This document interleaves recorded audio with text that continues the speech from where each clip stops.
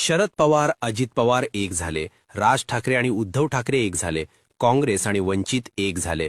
महाराष्ट्रामध्ये जे बिथरले होते, जे बिघडले, ज्यांचे संबंध होते, ते सगळे एक झाले.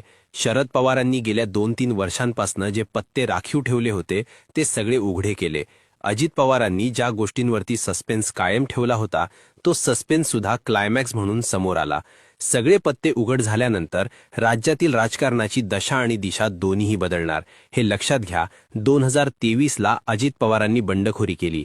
छगन भुजबळ, प्रफुल्ल पटेल, वळसे पाटील, सुनील तटकरे सगळेजण सांगत होते की आम्हाला भाजपासोबत जायचंय किंवा भाजप या पक्षासोबत गेलं पाहिजे.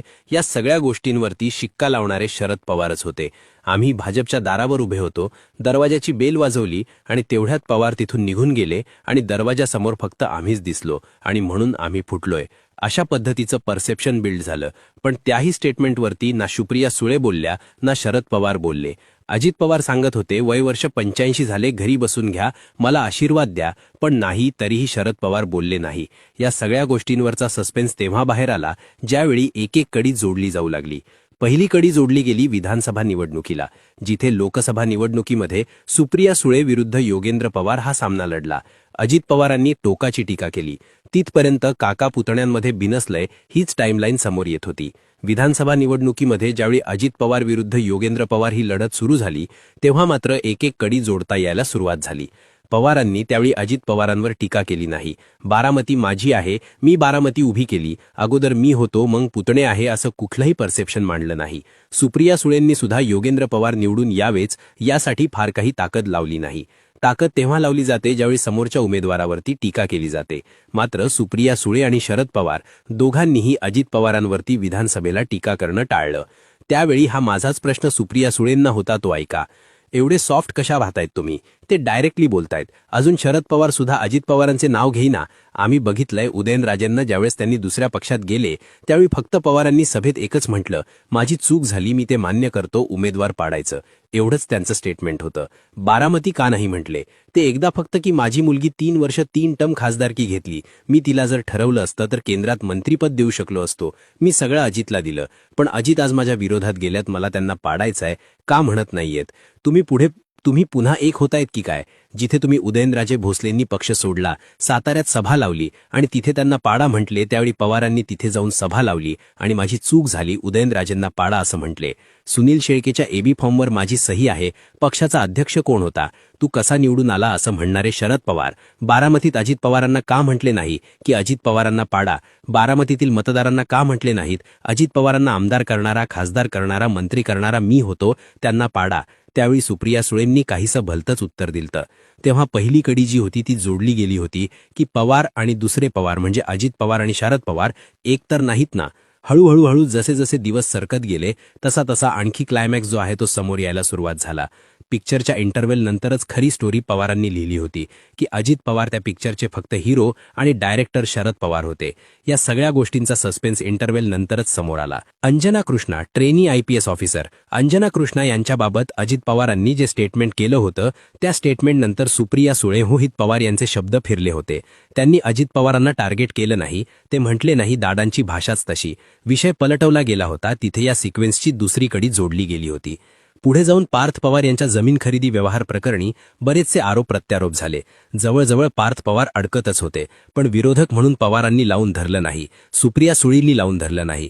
उलट पार्थ पवारांना पाठीशी घालण्याचं काम जे आहे ते सुप्रिया सुळेंकडून केलं गेलं होतं. रोहित पवारांच्या बाबतीतही तेच झालं.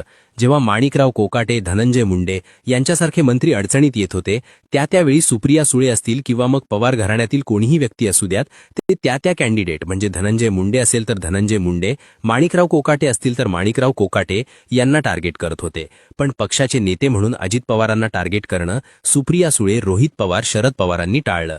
ही तिसरी कडी जोडली गेली होती जी शरद पवार आणि अजित पवार दोघं नेमकं कोणत्या पिक्चरची स्क्रिप्ट लिहितायत हे सांगणारी ठरणारी होती. जेव्हा मधल्या काळामध्ये काही बातम्या समोर आल्या की सुप्रिया सुळेंनी संसदेत केंद्रामध्ये सत्ताधारी बाकावर बसायचंय की विरोधी बाकावर बसायचंय हे ठरवण्याचे अधिकार पवारांनी सगळे सुप्रिया सुळेंना दिले होते. आमच्या पक्षातील एका गटाचा मतप्रवाह अजित पवारांसोबत म्हणजे सत्तेबत जाण्याचा आहे हे शरद पवारांनी मान्य केलं होतं. त्यावेळी चौथी कडी जोडली गेली होती की दोन्ही पवार जुळून घेतायत. इन शॉर्ट, लिहिलेल्या स्क्रिप्टप्रमाणे कधी जुळवून घ्यायचंय हे ठरवल्याप्रमाणे आता रिॲक्शन्स देतायत हे कळण्यासाठी ही चौथी कडी महत्वाची ठरली. आणि सगळ्यात महत्वाची पाचवी आणि शेवटची कडी म्हणजे पुणे आणि पिंपरी चिंचवड महानगरपालिकेसाठी आम्ही युती करत आहोत, आम्ही आघाडी करत आहोत, यावरती शिक्का लावून पवारांनी आपले दाबलेले लपवलेले सगळे पथ्ये उघड केले. कोणत्या लेवलची टोकाची टीका सध्या दोन्ही पवारांमध्ये म्हणजे दोन्ही पवारांवरती भाजप करते लक्षात येतंय. चंद्रशेखर बावनकुलेंचं स्टेटमेंट खूप काही सांगून जाणार आहे. तुमची सिंचन घोटाळ्याची फाईल अजून बंद झालेली नाही, कोर्टात पेंडिंग. अजित पवार लगेच सरेंडर. मी पिंपरी चिंचवड पुरतं बोलत होतो, मी थोडीवर बोलत होतो. सिंचन घोटाळ्याचे आरोप ज्यांनी माझ्यावर केले, आज मी त्यांच्यासोबत सत्तेत आहे एवढंच सांगून अजित पवारांना आटपतर घ्यावं लागलं. पण भाजपनं त्यांचा रंग दाखवलाच. आमच्यासोबत आहात म्हणून सेफ आहात, आमच्यासोबत नसाल तर काय होऊ शकतं यासाठी सिंचन घोटाळ्याची पिन टाकून मोठा आवाज जो आहे तो भाजपने केला.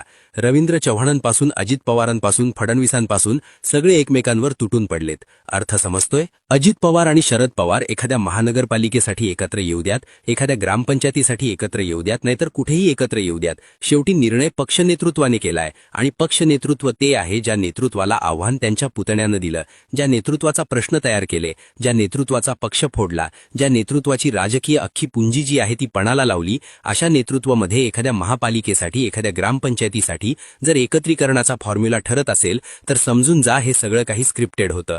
शरद पवारांनी स्क्रिप्ट लिहिलेली होती, अजित पवार त्याचे हिरो होते आणि क्लायमॅक्सनुसार पिक्चरच्या इंटरव्हेल नंतरच सगळं काही बदललं आणि पवारांनी दाबलेले सगळे पत्ते उघड झाले. आता पवार सत्तेत जातायत की अजित पवार सत्तेतून बाहेर पडतायत हा राहता पुढचा विषय. तुम्हाला काय वाटतं ते मला कमेंट करून नक्की सांगा. आणि व्हिडिओ आवडला असेल तर लाईक नक्की करा आणि जास्तीत जास्त लोकांपर्यंत शेअरही करा. आणि असेच राजकीय आणि माहितीपूर्ण व्हिडिओ सर्वात अगोदर बघण्यासाठी आपल्या हक्काचं चॅनल म्हणजेच महाराष्ट्राची बातमी या यूट्यूब चॅनलला सबस्क्राईब करायला अजिबात विसरू नका आणि पाहत रहा. धन्यवाद.